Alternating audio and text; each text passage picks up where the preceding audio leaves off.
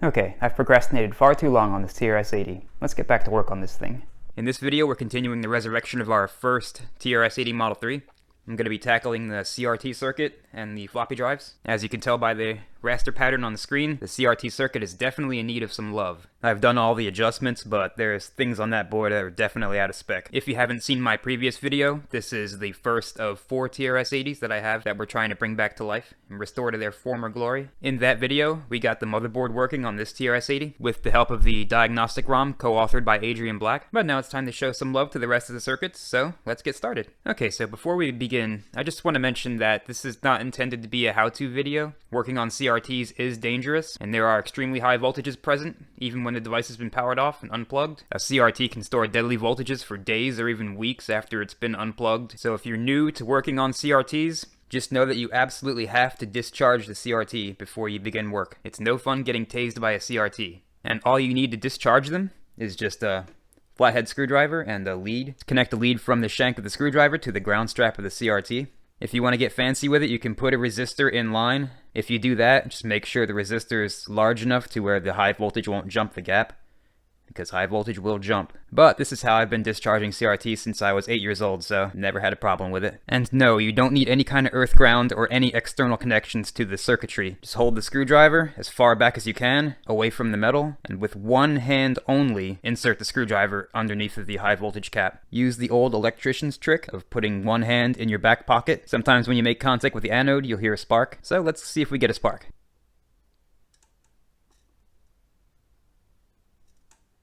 Ah, no spark.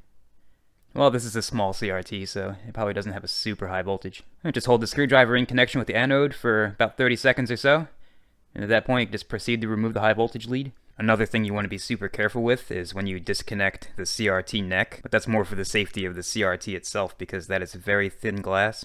It's very easy to break, and when the CRT loses its vacuum, it's dead. But the key to that is basically just to pull it as straight back as you can. Try not to twist it off to one side, and also try not to rotate it. Just get hold of it and just gently wiggle it back and forth while you're pulling. And it comes off just like that. Alright, so upon inspecting the board, I see more than a few bulging electrolytic capacitors, particularly these two here. But since this machine is 40 years old, and I'm pretty sure it was exposed to the elements for a good long time, we're just going to go ahead and replace all of them. Full recap. I'm also going to clean up this edge connector here. It probably needs to be retinned. And we have 3 potentiometers on the board. One for focus, vertical size, and vertical hold. What we're going to do for those is give them a shot of deoxit.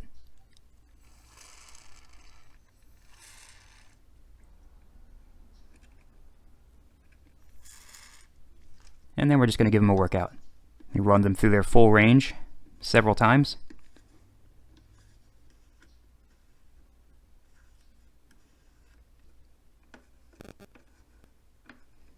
Did notice that the suction cup for the high voltage connector is kind of decomposing. The whole thing is just covered in a goo. And that's just because of the age of the thing. I'm sure its exposure to the elements didn't help. Not much we can do about that except clean it up the best we can. Just going to take some isopropyl alcohol. Just clean it up. It's not really hurting anything, being gooey, but it's just nasty to handle. And that decomposing suction cup also left a bunch of schmoo on the back of the picture tube. However, I'm not even going to bother cleaning it off, because the Aquadag coating on CRTs is so sensitive that sometimes even water can take it off. So, it's not hurting anything. I'm just going to leave it the way it is.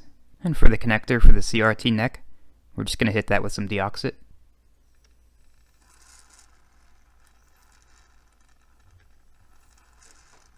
I'm noticing that there's something missing here. According to the schematic, that's just a neon bulb. Most likely they're using that as a voltage clamp for the filament. That's no problem. I've got tons of these. It's just a bog standard NE2 neon bulb. Alright, got that soldered on. Alright, well, after all that, horizontal deflection is looking better, but we still have that obnoxious raster pattern, even at the lowest brightness setting. So, we're going to have to do a little bit more in-depth troubleshooting. Alright, first thing I'm going to check is the brightness potentiometer. This is a 500K pot, so we're going to see.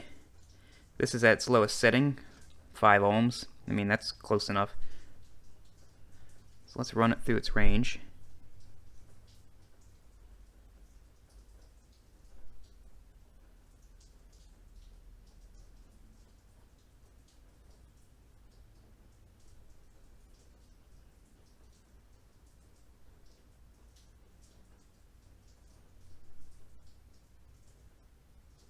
Well, not exactly 500K, but that's perfectly reasonable. And besides, the issue is at the lowest setting, so I'm pretty sure this pot is not the problem. Okay, next I want to check the actual voltages we're seeing at the CRT neck. So the brightness potentiometer basically connects directly to pins 1 and 5, and that just controls voltage for the G1 screen grid. Now I said it at the beginning of the video, but I'll say it again. CRTs operate at extremely dangerous, deadly voltages. You absolutely should not attempt this unless you know exactly what you're doing. So yeah, don't try this at home, unless of course you know what you're doing. Alright, starting at pin 1. Power it on. Meter in DC mode. See, we're reading 0 volts, and that's good, just because the brightness control is at the lowest setting. So let's increase that. I think it's supposed to go up to like 50 volts or something.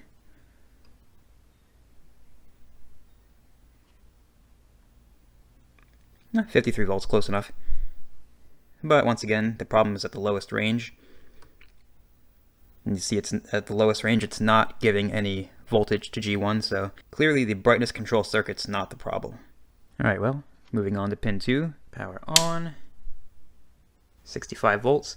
So the schematic says that should be 56 volts, and that's probably close enough, although it is rising. That's interesting. That's a little bit suspect. Alright, well, we'll keep that in mind as a suspect, but moving on to pin 3. And pin 3 should be the filament, which shouldn't go above 11 volts.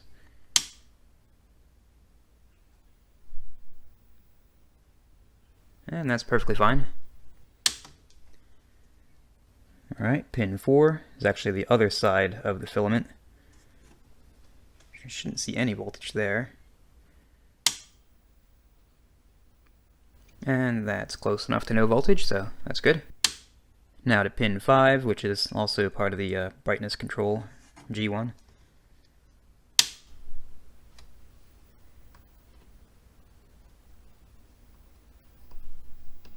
Yep, as expected. We're good there. So we're going to go to pin 6, just G2. Schematic says that should be around 178 volts. And it's not. That's a problem. So that tells me that the CRT is being overdriven, and that kind of explains the raster pattern, because that raster pattern is basically background noise, and you should never really see it at normal brightness levels, especially at the lowest brightness levels, so CRT is definitely being overdriven. So we will definitely be checking out that circuit. But let's go to pin 7.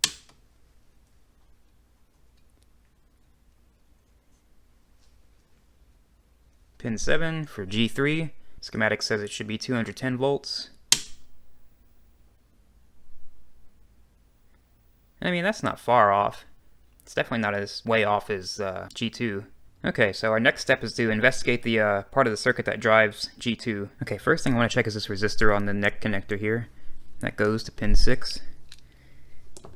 With the CRT disconnected, it's basically out of circuit, so let's see what it's got. That's a 56K resistor. Well, that's definitely not right. Okay, well, we'll keep that resistor in mind as a possible suspect. Alright, I traced out pin 6 for the G2 voltage driver, and it runs to this connector here, E801, which runs to this resistor here. So let's test that. That reads as 390K, although the schematic says that it's supposed to be 470K, so that's interesting. I'm not sure why that's different.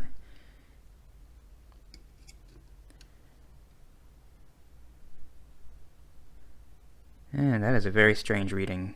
But you know what, it's in circuit, so I can't trust in-circuit readings. So let's go ahead and lift one of these resistor legs and see what it's got.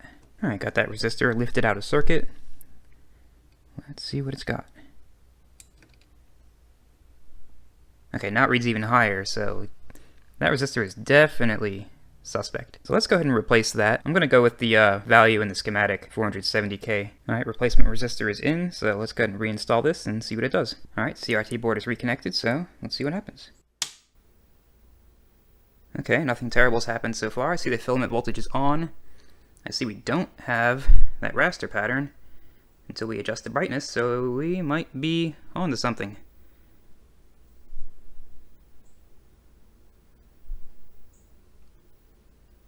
Let me go ahead and get the motherboard reconnected and see what the video is like. Alright, motherboard's reconnected.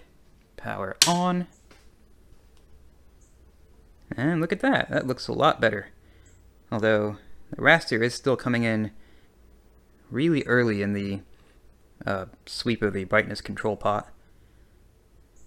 But it's definitely not nearly as bad as it was. Now I think I'll go ahead and replace that resistor on the neck connector. Maybe that'll clear this up the rest of the way. Who knows? So maybe, since that resistor we took off the board was a 390K resistor, maybe this is some kind of later revision or some kind of tweak after that schematic was published. So I'm going to try to find a 390K resistor and stick it in there, see what it does. Okay, I went ahead and swapped R518 for a 390K ohm resistor, like was originally on the board. I guess this board is just a different revision than the schematic provided in the service manual. I also replaced the resistor on the neck connector, and after all that, the brightness control is behaving much more rationally now, and I think that's all we're going to do for the CRT portion of this machine. It's looking good. Okay, now I want to see what can be done about the ribbon cable for the floppy drive interface. If you saw my previous video, you'll know that the ribbon cable promptly disassembled itself as soon as I took it off. See, I don't want to even attempt to plug that back in. So my idea is, since these are 20-pin connectors, I'm going to see if I can replace them with some regular pin headers, and then I'll just connect the two boards with one of these 20-pin ribbon cables. I did kind of a dry fit, and it looks like it'll be tight, but I think it'll work. But measure once, cut twice. Let's go ahead and get these pin headers installed. Alright, I'm just going to take my low melt solder. I've already run a bead of flux across the connectors. What you want is the low melt solder to mix in with the regular solder. That lowers the melting point.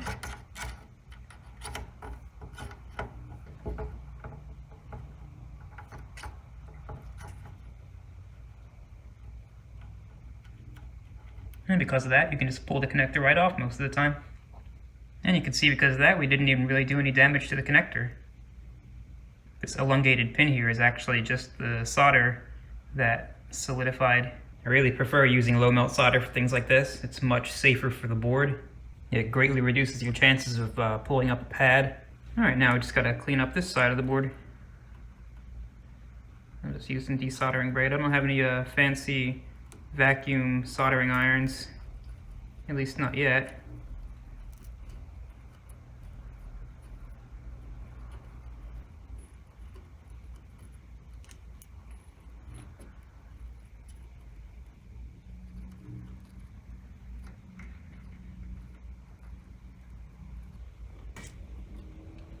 The low melt solder also makes short work of that corrosion hardened solder that this board has all over.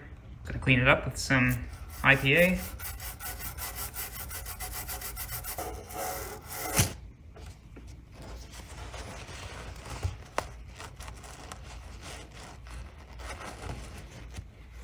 Alright, now I gotta clean up the top side of the board.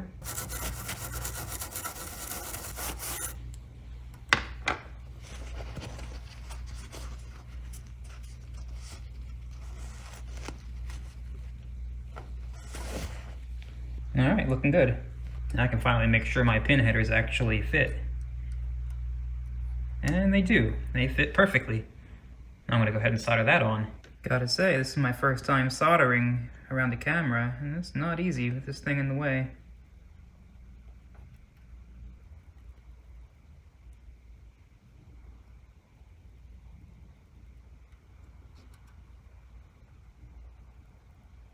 Let's go ahead and clean up that flux.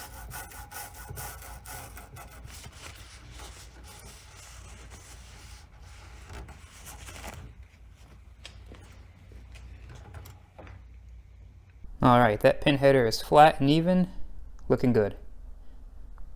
Now I have to do the same thing for the floppy controller. Man, look at these bodge wires on this floppy drive controller. I gotta wonder if that was done at the factory or is that some kind of mod. Alright, got that old connector off. Came off perfectly. Look at that, that thing could even be soldered back on if I wanted to. Alright, got the board cleaned up, it's looking good. But unfortunately the pins on this header are just a little tiny bit too big for the holes in this board. So I gotta see what I can do about that. They just barely don't fit. If you're wondering what kind of desoldering alloy I'm using, it's this stuff. It's just some stuff I found on Amazon. Actually works really well, and it's actually pretty cheap. I'll put a link in the video description where you can buy this. I'm not sponsored by these guys or anything, but I find this product is pretty good. Obviously nobody's sponsoring my puny channel. And the only caveat to using low melt solder is you have to make sure that you get all of it off when you're done with it. But even that's not a huge concern with these low temperature devices. It's really only a problem with components that get near or above the melting point of the low melt solder. Alright, I got the pin header to fit. I just gave each pin a wee kiss with the cutoff wheel of a Dremel, and it's soldered on. Everything's strong connected, so it's good. Now, if you're thinking about doing something this yourself, I found that these round pin style headers fit in this board perfectly with no modifications. Unfortunately, I don't have enough of these on hand. This is literally all I have. And I don't feel like waiting for another Amazon order, so just know that those fit in there perfectly. And just to verify that we have good penetration through the vias to the top side of the board, I just went ahead and lifted up the plastic portion of the pin header to inspect those joints, and they look good. Also did the same thing for the floppy controller. So now we can answer the burning question, does this fit? And the answer is, kinda. So the clearance between the motherboard and the floppy controller is good. There's no issues whatsoever there.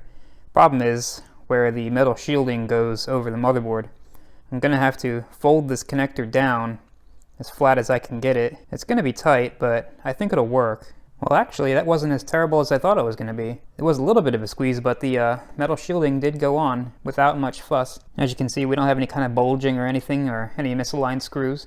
I think for the other TRS-80s, I will try to source like a lower profile ribbon cable or something, but for now, this will do just fine. Alright, just having a look at the disk drives here. There's definitely some signs of biological activity on the top of this. This was the top drive, so it would have been taking all of the nasty stuff that might have been leaking on it. And these are belt drive.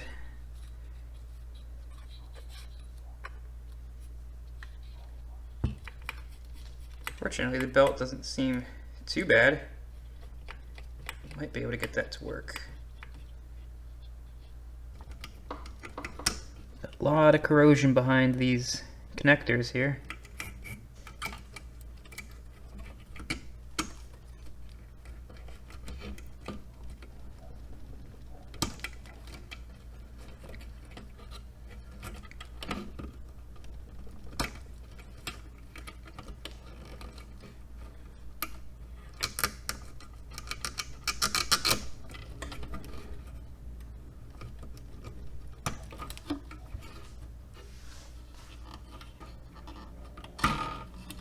Alright, having a look inside.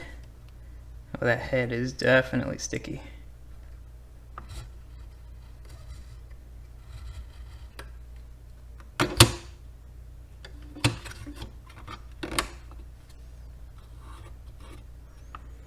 But at least the stepper motor is not frozen.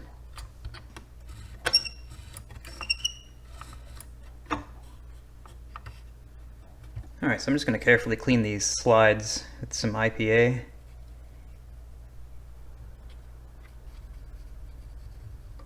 Luckily they're not corroded at all, it seems like.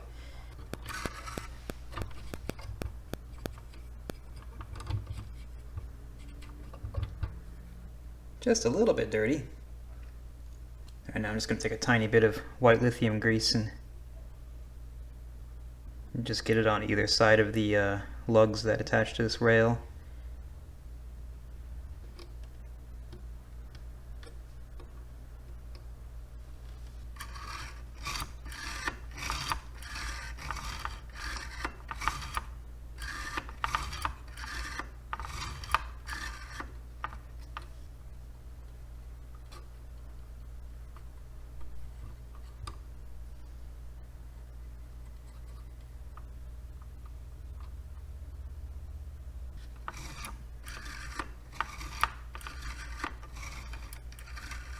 It's already moving a lot better. And to my complete surprise, this piece of foam here is still supple. I would have thought that would have just crumbled instantly. And of course, let's go ahead and clean the heads. This is single-sided, so there's only one head.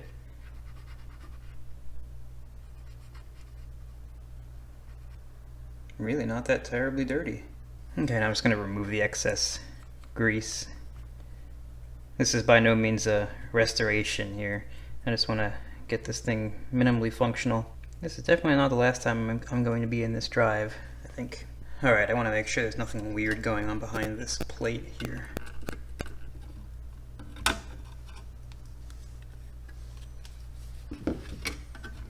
Gotta say, the underside of this board looks brand new. I wish I could say the same for the top side. Alright, while cleaning the board, I found a pretty nasty crack in this choke here. It looks like a resistor, but it's actually a choke. If you can see, sure, well, it comes through in the camera. If you look inside the crack, you can see the wires that are wound. I'm pretty sure these read like resistor bands too, so this would be a 100 millihenries. Not exactly sure, I'm going to have to consult the schematic. However, what we can at least do is see if it's open just by taking a resistance measurement. And it's not open, so maybe it'll survive at least a little test. Okay, moving on to the second disk drive. This is the one that was below. This is the lower drive, but it still has a lot of corrosion on the top here. Fortunately, it doesn't look too terrible. But this is the drive with that broken door mechanism. So, gotta see if I can put that back in the sorts. It doesn't look like anything's broken specifically. Looks like it might just be disconnected. Looks like these just have to pop onto these little white dowels. Just like that. That actually took a lot less force than I thought. However, they don't stay on there. Okay, I think I see what's going on here. So let's get that in position first.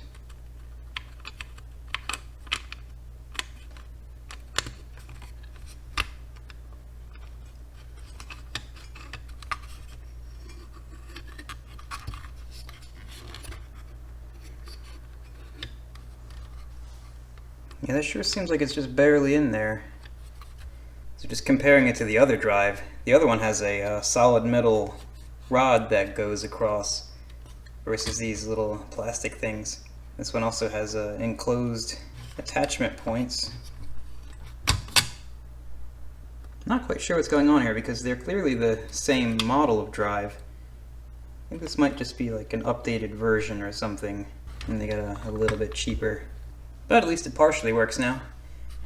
Maybe I can take something to put over that just to hold it in there without causing it to bind. And that's what I ended up doing. I just put a little dab of RTV on either one of those white dowels. And that actually worked out really well. It's staying on there. It's not falling apart.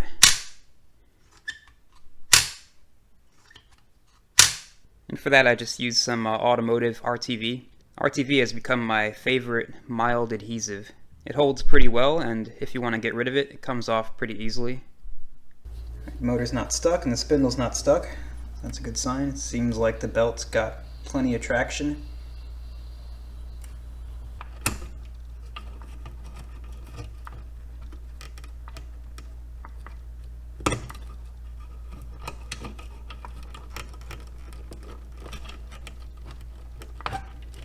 Wow, that connector really doesn't want to come off there. There we go.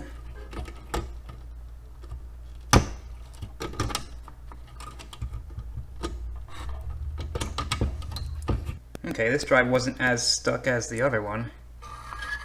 It's still making some pretty terrible sounds.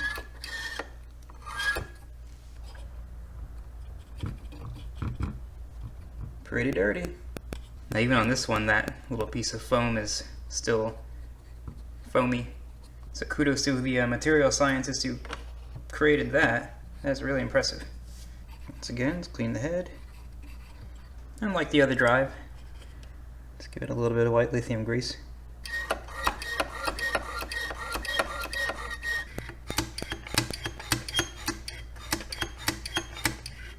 Okay, moving on to the circuit board of that drive. It's definitely a different circuit design than the other drive. You can see there's some rust on the pins of these chips. Let's see what's beneath this shield. That's pretty clean. Oh, that's interesting. It's got a little bodge wire there. It looks like they staked it in the middle with some flux or something. Okay, now that I got the floppy controller reconnected, we can finally test the disk drives. So I've got my messy bodge repair back in place for this bus connection. I still have to think of something permanent for that. But right now I'm just super anxious to see if those floppy drives work. Alright, so here's the first power on test with the disk drive connected. I hear the motor running. Well, it didn't ask to boot the disk. I think it's supposed to do that. I do hear the drive motor spin every time I hit the reset button. So it is getting commands. Alright, just to rule out a couple of things. I went ahead and replaced that bodgy bus connector fix that I had in place with just an old IDE cable. Just went ahead and soldered it directly to the motherboard. Not the permanent fix for this, but it'll do for now. And just in case it needed some extra current carrying capacity, I just doubled up the number of connectors. So we have 16 here, and I did the same thing for this lower bus connection. And I kept the old connectors just in case I want to put it back to its original condition. I also went ahead and verified the connection repair between the floppy controller and the motherboard. Verified continuity on both sides of each board, and everything's good. So let's go ahead and get this reinstalled and test again. Alright, got everything hooked back up, so let's see.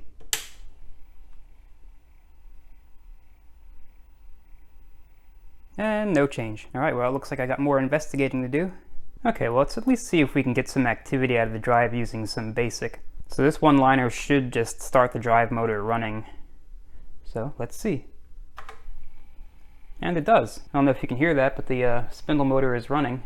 Alright, let's try something else. Well, that program was fun to type in on this barely working keyboard. So this is a for loop to hopefully step the heads between track 0 and 39. Let's see what it does.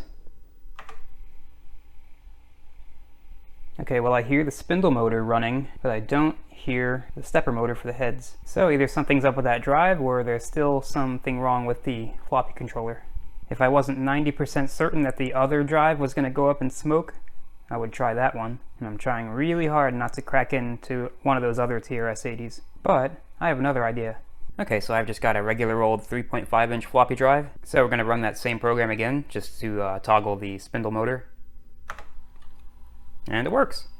Alright, now I'll run the program that's supposed to move the heads. I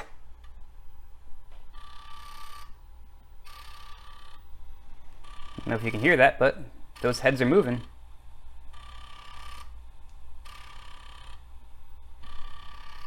So maybe the problem is our floppy drive. Alright, I'm going to start with the simplest test and check the rotational speed of the spindle motor. The drive has a speed indicator wheel in here. However, my garage is full of all sorts of different various LED lights, so I'm not going to trust that. So I'm just going to use an external tachometer for that. I've got some tack tape on the spindle motor wheel. So I'm going to go ahead and get the spindle motor running and see what it's turning at. Alright, so let's run the program. And yep, it's spinning too slowly. It's supposed to be 360 RPM. So let's go ahead and see if we can adjust that. That adjustment's done by this potentiometer up here on the servo board.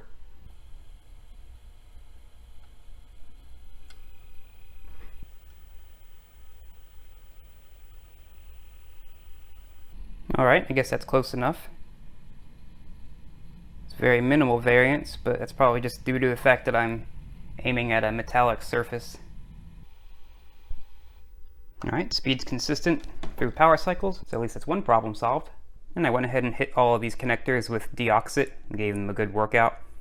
And also cleaned up the edge connector with one of these fiberglass scratch pens. And also hit it with deoxit. Also hit both sides of the floppy cable with deoxit, so yeah, deoxit everywhere. Okay, well after adjusting the spindle motor speed and going over the connectors again, we still have no difference, so let's move on to the next thing. Now that head movement test program that failed, we're going to go ahead and run that again. I'm going to run it while probing test point 12, and that should tell me if it's getting the head movement commands at all. Alright, got scope probing test point 12, let's go ahead and run the program. And we have absolutely no activity on the scope. So something's definitely not coming through from the floppy controller. Okay, even though I'm 90% sure this is gonna end up bad, I have to see if the other disk drive will at least power on. So I've got nothing else connected except for power to that drive. I'm pretty sure we're gonna get a smoke show, but let's see.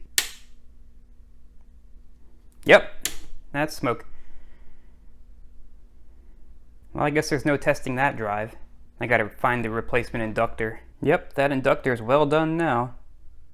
Alright, well I dug out the 5¼ inch floppy drive from my PS1. And I went ahead and ran the program that moves the heads, and it still doesn't work, so the controller is still a suspect. Okay, well I've run into a little bit of a snag with the floppy controller. The schematic in the service manual is completely different than this board.